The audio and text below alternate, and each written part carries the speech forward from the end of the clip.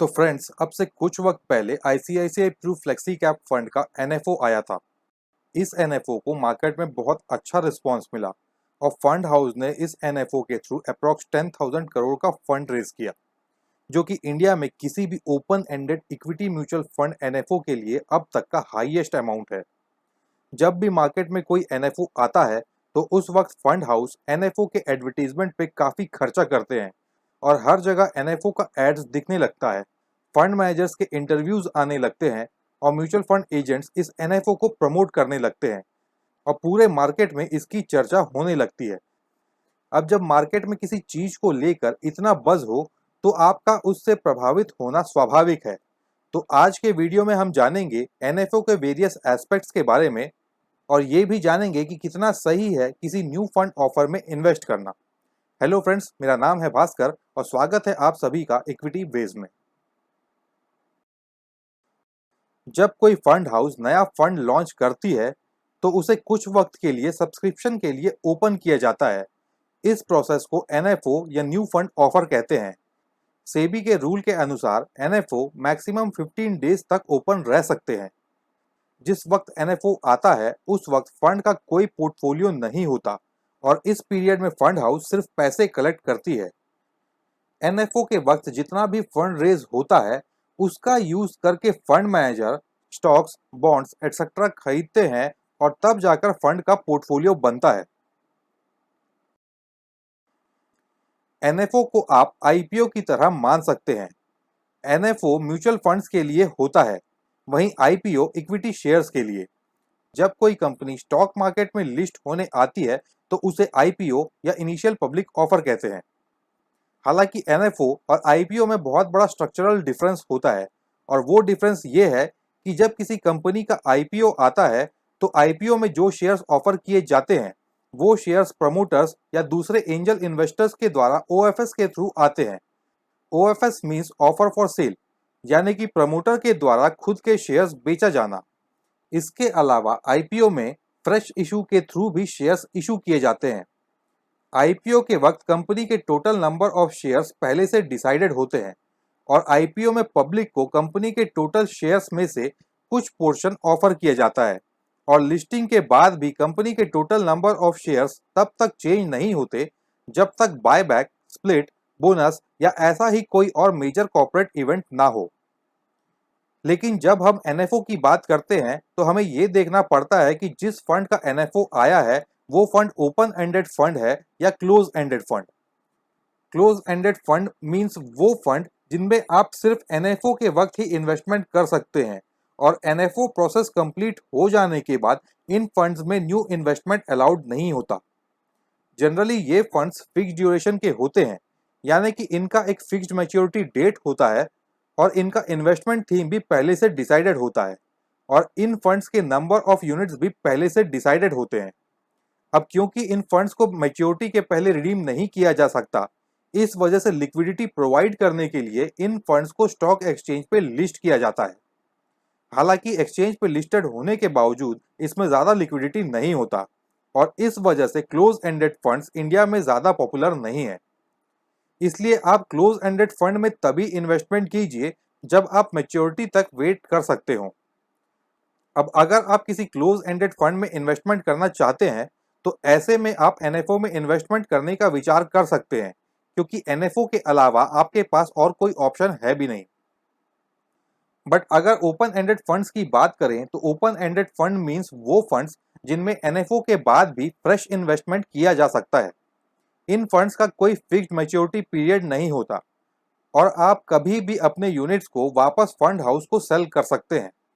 Open ended funds में number of units fixed नहीं होते, यानी कि फंड हाउस इन स्कीम्स के कितने भी यूनिट्स इशू कर सकते हैं। हालांकि अगर फंड मैनेजर को लगता है कि फंड में बहुत ज़्यादा इनफ्लो आ गया है और अब मार्केट में बहुत ज़्यादा इन्वेस्टमेंट अपॉर्चुनिटी नहीं है या फंड का साइज बहुत ज़्यादा बढ़ गया है, तो फंड मैनेजर स्कीम को न्यू सब्सक्रिप्शन के लिए टेम्पररली बंद कर सकते हैं। इंडिया में maximum mutual fund schemes open ended ही होते हैं। तो ओपन एंडेड फंड के एनएफओ और आईपीओ में मेन डिफरेंस ये है कि आईपीओ में नंबर ऑफ शेयर्स फिक्स्ड होते हैं, जबकि एनएफओ में नंबर ऑफ यूनिट्स पहले से डिसाइडेड नहीं होते और फंड हाउस एनएफओ के बाद भी डिमांड के अकॉर्डिंगली न्यू यूनिट्स इशू कर सकते हैं।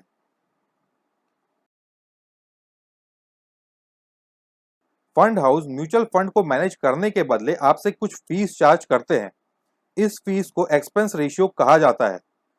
एक्सपेंस रेशियो में फंड मैनेजमेंट फीस के अलावा administrative charges, distribution fees, advertisement cost और बाकी के दूसरे चार्जेस भी इंक्लूडेड होते हैं।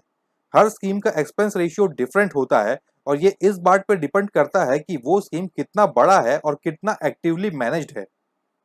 म्यूचुअल फंड रेगुलेशंस के अनुसार जिन स्कीम्स का एसेट अंडर मैनेजमेंट कम होता है, उन स्कीम्स का एक्सपेंस रेशियो ज़्यादा होता है और जैसे जैसे फंड का साइज बढ़ता है वैसे वैसे एक्सपेंस रेशियो कम होते जाता है। इंडिया में ज़्यादातर एनएफओ 750 करोड़ या उससे कम ही रेज कर पाते हैं। अब क्योंकि फंड साइज छोटा होता है, इस वजह से कस्टमर्स को ज़्यादा चार्जेस पे करना पड़ता है। इसलिए बेटर ये है कि आप ऐसे स्कीम में इन्वेस्ट करें जिसका एयूएम हाई हो, ताकि आपका एक्सपेंस रेशियो कम रहे। यहाँ मैं आपको याद दिला दूं कि स्टार्टिंग में मैंने जिस ICICI Pru flexi cap fund के 10,000 करोड़ रेज करने के बारे में बताया था, वो एक एक्सेप्शनल केस है। इसके पहले 2008 में रिलायंस म्यूचुअल फंड ने नेचुरल रिसोर्सेज थीमेटिक फंड के एनएफओ में 5,660 करोड़ रुपीस रेज किया था। लेटर उस फंड को 2013 में रिलायंस विजन फंड में मर्ज कर दिया गया। हम किसी भी फंड में इन्वेस्ट करने से पहले फंड के पास्ट परफॉर्मेंस को चेक करते हैं। हालांकि किसी फंड के पास्ट परफॉर्मेंस के बेसिस पे हम उसके फ्यूचर परफॉर्मेंस को प्रिडिक्ट तो नहीं कर सकते, बट स्टिल पास्ट परफॉर्मेंस से हमें एक अंदाजा लग जाता है कि नॉर्मल कंडीशन में फंड कैसा रिटर्न दे सकता है। अब क्योंकि एनएफओ के थ्रू एक न्यू फंड को लॉन्च किया जाता है, इस वजह से उसका कोई पास्ट रिकॉर्ड अवेलेबल नहीं होता और ना तो उसका कोई रेटिंग अवेलेबल होता है और ना ही कोई रैंकिंग अवेलेबल होता है और न्यू फंड के पोर्टफोलियो में कोई एसेट भी नहीं होता जिसे आप एनालाइज कर पाएं। इन चीजों के एब्सेंस में आपको सिर्फ स्कीम के ऑब्जेक्टिव और फंड मैनेजर के एक्सपर्टीज के भरोसे इन्वेस्टमेंट डिसीजन लेना पड़ता है। 2018 के पहले तक बहुत से फंड हाउसेस एक ही कैटेगरी में कई सारे स्कीम्स ऑफर करते थे, यानी कि एक ही फंड हाउस का लार्ज कैप कैटेगरी में एक से ज्यादा स्कीम होता था। वैसे ही मिड कैप, स्मॉल कैप और बाकी के दूसरे कैटेगरीज में भी एक से ज्यादा स्कीम्स होते थे, जिसकी वजह से कस्टमर्स को बहुत कंफ्यूजन रहता था। इस कंफ्यूजन को दूर करने के लिए 2018 में सेबी ने न्यू रूल लाया, जिसके अनुसार कोई भी फंड हाउस किसी भी कैटेगरी में सिर्फ एक ही स्कीम रख सकते हैं। हालांकि ये rule index fund, ETF, fund of funds, sectoral और थीमेटिक फंड्स पे एप्लीकेबल नहीं होता। अब इन एक्सेप्शनल कैटेगरीज को छोड़ दें तो इन कैटेगरीज के अलावा अगर कोई फंड हाउस किसी कैटेगरी में न्यू फंड लॉन्च कर रहा है, तो इट मीन्स कि उस कैटेगरी में फंड हाउस का कोई और स्कीम नहीं है, विच इनडायरेक्टली मीन्स कि वो कैटेगरी उस फंड हाउस के लिए बिल्कुल नया है और उस कैटेगरी का फंड हाउस को एक्सपीरियंस नहीं है। तो ऐसे केस में मेरा सजेशन ये रहेगा कि आप चेक करें कि जिस कैटेगरी में न्यू फंड ऑफर लॉन्च किया जा रहा है, क्या उस कैटेगरी में पहले से किसी दूसरे फंड हाउस का कोई एग्जिस्टिंग स्कीम है। अगर उस कैटेगरी में पहले से बहुत सारी स्कीम्स अवेलेबल हैं, तो आप उन स्कीम्स में से किसी प्रूवन ट्रैक रिकॉर्ड वाले स्कीम को सेलेक्ट कीजिए। ज्यादातर लोगों को ये लगता है कि लो एनएवी वाले फंड्स बेटर होते हैं और इनमें बेटर रिटर्न मिलता है। फॉर एग्जाम्पल, अगर मैं 1,000 रुपीज इन्वेस्ट कर रहा हूँ एक म्यूचुअल फंड में जिसका एनएवी 10 रुपीज का है, तो मुझे 1,000 divided by 10 equals to 100 units मिलेंगे। वहीं अगर मैं 1,000 रुपीज इन्वेस्ट कर रहा हूँ किसी ऐसे फंड में जिसका एनएवी 100 रुपीज का है, तो यहाँ मुझे 1,000 divided by 100 equals to 10 units मिलेंगे।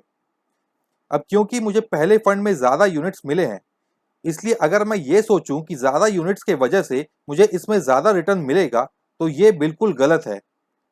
इस चीज़ को ऐसे समझिए, मान लीजिए कि आपने एटीएम से 10,000 रुपये निकाले।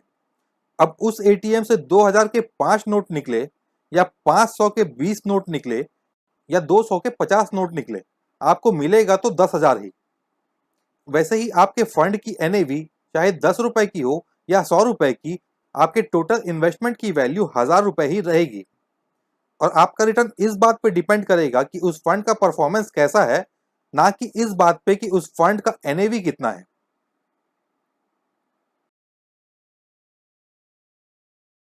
मान लीजिए कि कोई ऐसा फंड लॉन्च हो रहा हो जो कि मार्केट के लिए टोटली न्यू हो और उसके फंड मैनेजर का पास्ट परफॉर्मेंस भी काफी अच्छा हो और आप उसमें इन्वेस्टमेंट को लेकर कॉन्फिडेंट हो, तो उस केस में आप एनएफओ में इन्वेस्टमेंट कर सकते हैं।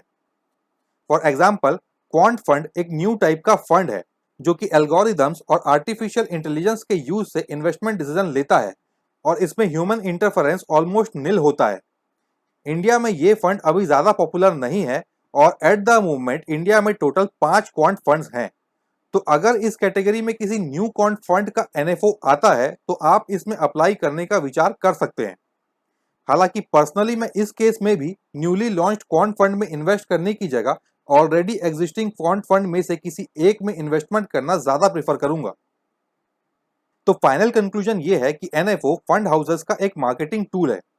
फंड हाउस अपने न्यू फंड को प्रमोट करने के लिए सारे प्रमोशंस यूज करते हैं और म्यूचुअल फंड डिस्ट्रीब्यूटर्स और एजेंट्स को हाई कमीशन ऑफर किया जाता है, जिस वजह से वो एनएफओ को ज्यादा प्रमोट करते हैं और मार्केट में एनएफओ को लेकर काफी बड़ा बज़ क्रिएट किया जाता है। बट आपको इन सब चीजों से इन्फ्लुएंस नहीं होना है और एनएफओ में इन्वेस्ट करने की जगह किसी अच्छे एग्जिस्टिंग ट्रैक रिकॉर्ड वाले फंड में इन्वेस्टमेंट करना है। इस वीडियो को देखने का बहुत बहुत शुक्रिया। आशा करता हूं कि आपको यह वीडियो पसंद आया होगा।